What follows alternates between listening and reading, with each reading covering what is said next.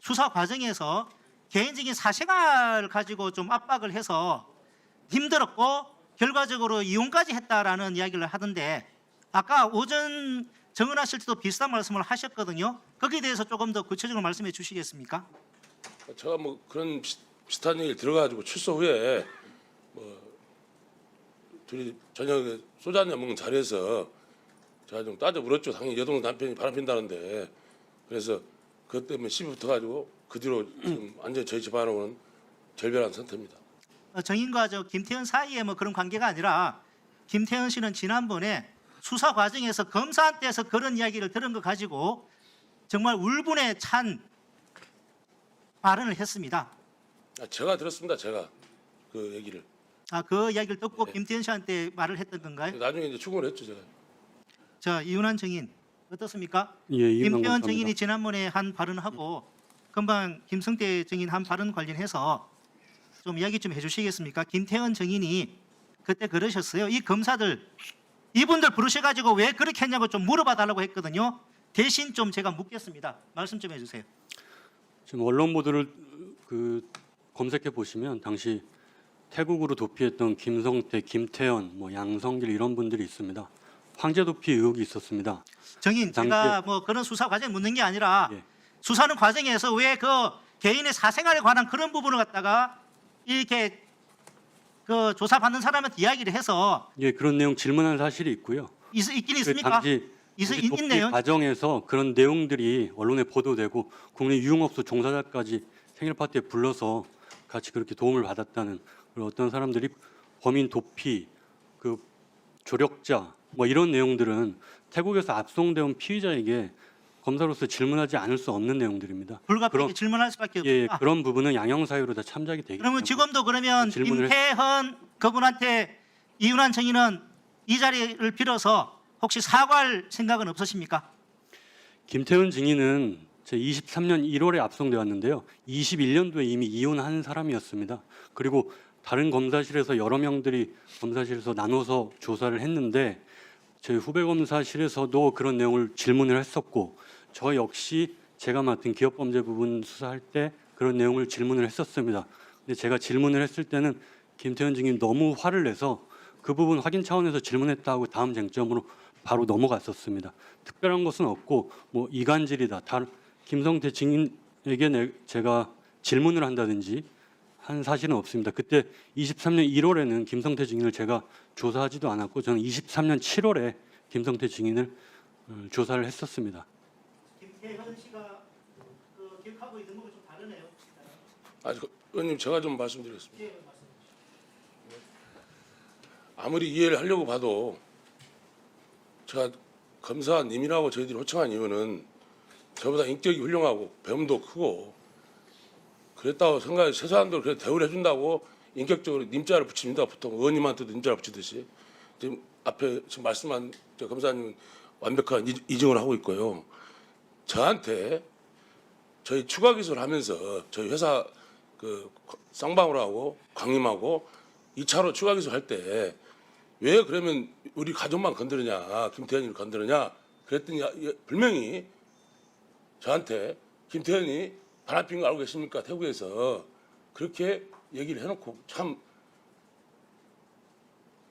저도 직업이 그렇다면 이해는 하는데 최소한도로 양심이 있으면 그런 거는 한 집안의 가정을 파탄냈지 않습니까? 그러면 제가 충분히 말씀을 드렸으면 양심이 있으면 그런 부분이라도 여동생 오빠한테 여동 남편 바람핀다는 얘기하면 그 집이 온전하겠습니까? 근데 저한테 그런 정확히 했지 않았습니까? 그거를 저 국회에 이중하는데 저를 조사했잖아요. 조사하면서 했던 얘기잖아요. 그거는 조사하면서 그런 내용이 나올 수 있는데 다시 말씀드리지만 범죄를 저지르고 태국에 도피해 있는 사람이 황제 도피 의혹이 있었습니다. 그런 내용을 확인할 수밖에 없는 입장이었고요. 그리고 23년 7월에 제가 추가 기소를 할 때 김성태 증인을 제가 조사한 건 맞습니다. 이런 내용도 만약에 김성태 증인이 기억하고 있다면 뭐 그 부분도 제가 인정하겠습니다. 다만 지금 이 자리에서 말씀드릴 수 있는 것은 이 사건은 기업범죄 수사팀 입장에서는 기업범죄를 그 사채업자가 쌍방울 기업을 인수해서 그 상장회사를 인수한 기회를 틈타서 여러 가지 횡령 배임을 저질렀고 각종 자본시장법 위반을 저질렀던 내용입니다. 그런 과정에서 이런저런 좌고우면하지 않고 원칙 따라서 어느 검사가 제 자리에 있었어도 똑같이 수사했을 만큼 그대로 수사했을 뿐입니다. 그 대북송금 팀이 아니었고요. 그 과정에서 수사한 것들이 김성태 증인이 과도하다고 생각하면 그것은 검사로서 더 드릴 말씀이 없습니다. 어떤 검사가 와도 동일한 내용으로 조사를 했을 것입니다. 여기에 뭐 법무부 장관님도 계시고 뭐 높으신 분들 많이 계시는데 참 뻔뻔합니다. 뻔뻔해 정말로. 처음에 이 수사가 어디 회사에 우리 회사에 단돈 1,000원이라도 피해 기소한 게 있습니까 지금? 내 돈 다 날라가고 내 거 개인 비상장 법인 수사를 하라고 FBI에서 와가지고 검찰 파견 나오신 분들인데 무슨 회사에 무슨 황제도피 언제 황제도피라는 얘기가 있어요? 그럼 단어 자체도 안 해놓고는 황제도피 의혹으로 김성태 회장의 동생 그리고 그 밑에 있던 여러 임원들 전부 범인 도피죄로 구속된 것은 지금 언론 보도로 검색하시면 나옵니다.